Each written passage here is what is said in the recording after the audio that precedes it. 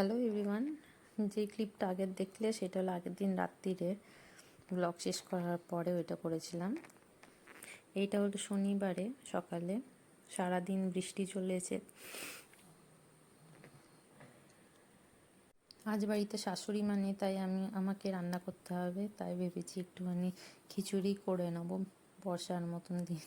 জল বসিয়েছি আর এদিকে ডাল চালটা হালকা করে একটু ভেজে নিচ্ছি।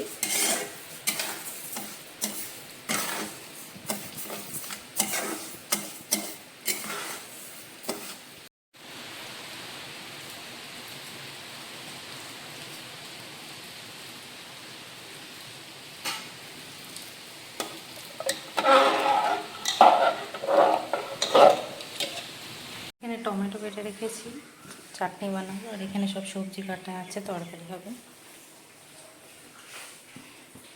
কেটে নিয়েছি, একটুখানি খেজুর দিয়ে দেবো।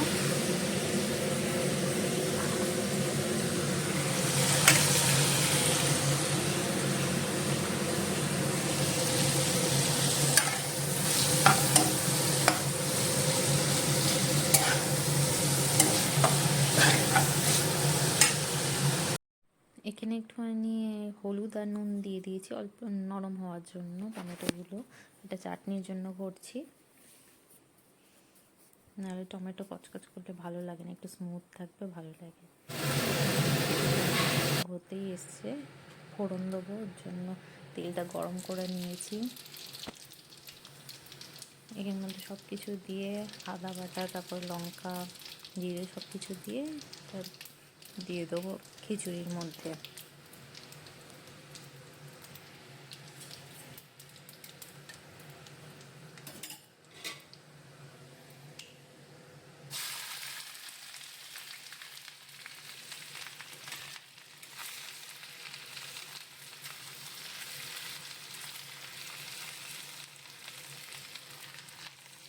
উঠে পড়েছে, ওর জন্য এই যে লাল চা নিয়ে যাচ্ছি এখন।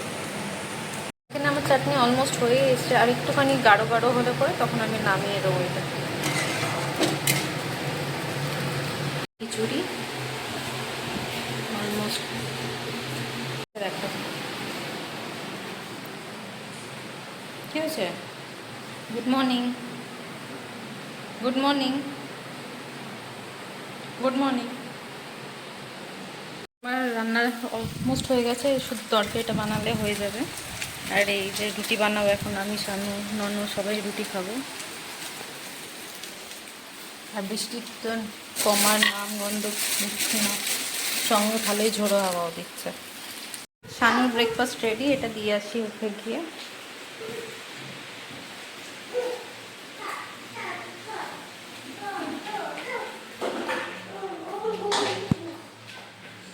ব্রেকফাস্ট কালকের ছিল, এটাই নিয়ে নিয়েছি হালকা গরম করে, আর রুটিগুলো এখনই বানালাম। নিয়েই আনতে খাওয়াবো, তো আবার আধ ঘন্টা 1 ঘন্টা ছাড়া টাইম। আমি ফটাফট করে খেয়ে নিই ব্রেকফাস্টটা, তারপরে এটাকে খাওয়াবো। না চিনি খাই না, পেট ব্যথা করবে।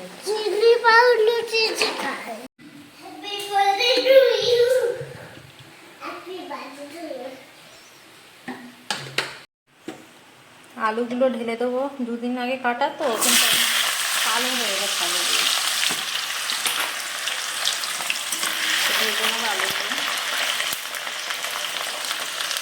এখানে একটা আমি পেস্ট বানিয়ে দিয়েছি আদা কাঁচা লঙ্কা আর জিরে দিয়ে দিয়েছে, সব একটু ভাজা ভাজা করে নেবো কীভাবে।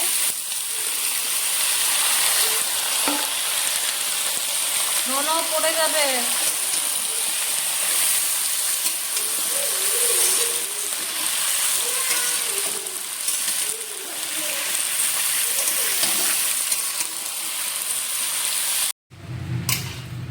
মশলা দিয়ে দিয়েছি এখানে, এবার একটুখানি কষিয়ে নেবো ভালো করে। কষিয়ে ভাজি ফোড়নটা আলাদা করে দেবো, ভুলে গেছে ফোড়নটা দিতে। ফোড়নটা দিতে ভুলে গেছিলাম, একেবারে ভেজে কষিয়ে নিয়েছিলাম, তার জন্য আবার ফোড়ন আলাদা করে দিলাম। দিয়ে একটু নাড়িয়ে ছাড়িয়ে আবার একটুখানি ঢাকা দিয়ে রাখলাম। তরকারিও রেডি হয়ে গেছে, সবগুলো নরম হয়ে গেছে, এবার নামিয়ে দেবো। একটু যদি বড়িও তো আরও ভালো টেস্ট লাগছে, বড়ি আমাদের নিয়ে আসা হয় না তেমন। যাচ্ছি, শাশুড়ি নেই তো, মা নেই ঘরে, ওর জন্য চারিদিকে বৃষ্টি একদম ঝমঝম।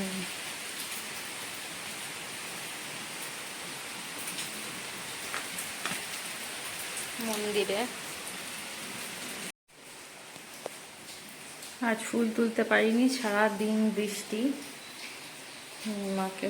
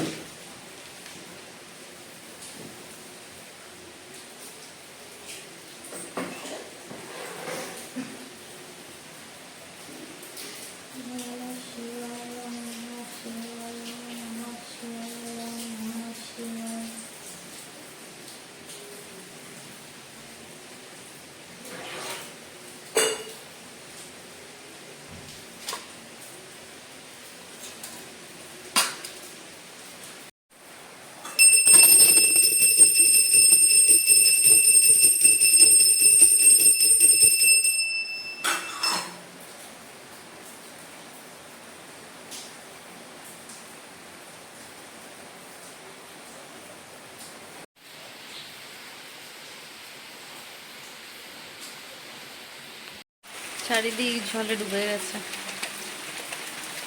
এত বৃষ্টি হচ্ছে। কিছুদিন আগে একবার এমনি বৃষ্টি হয়েছিল, তখন আমরা আমাদের গেটের সামনে 3খানা কই মাছ পেয়েছিলাম। এখন আবার পাঁপড় ভাজতে হবে, সাধারণ ভাজাভুজি ছাড়া খেতে পারে না। চলে এসেছি ঘরে পুজো দিয়ে, ওখানেও ছেলেকে খাওয়াচ্ছে।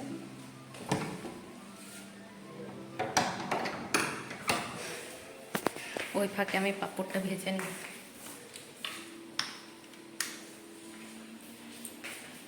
এই যে পাঁপড়, এগুলো সব ভাজবো। তেল গরম বসিয়ে দিয়েছি, তেলটা গরম হলে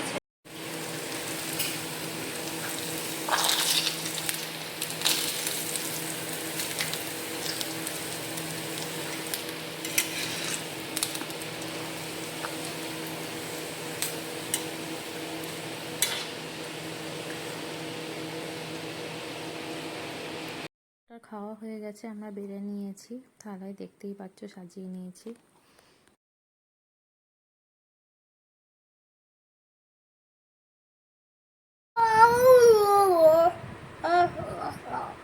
এই যে বিকালবেলা উঠে সেরেলাক খাইয়ে দিয়েছিলাম, সেরিগ্রো, এখন খাওয়াচ্ছি এই যে দুধ। এরপর যাবে দাদুর কাছে একটুখানি পড়াশোনা করতে, তারপরে সেই বদমাইশি আবার। এসো খেয়ে যাও, আসো আসো আসো, নিয়ে যাও নিয়ে যাও নিয়ে যাও। চলো, রাত্রিরের খাওয়ার আগে আমি আর শানু আগে খেয়ে নিয়েছিলাম, খিদে পেয়েছিল বলে, তার জন্য একটুখানি 4টে লুচি বানিয়েছিলাম, আটা মাখা ছিল, আর এই পাঁপড় ভেজে নিচ্ছি। আর এদিকে খিচুড়ি গরম বসিয়েছিলাম।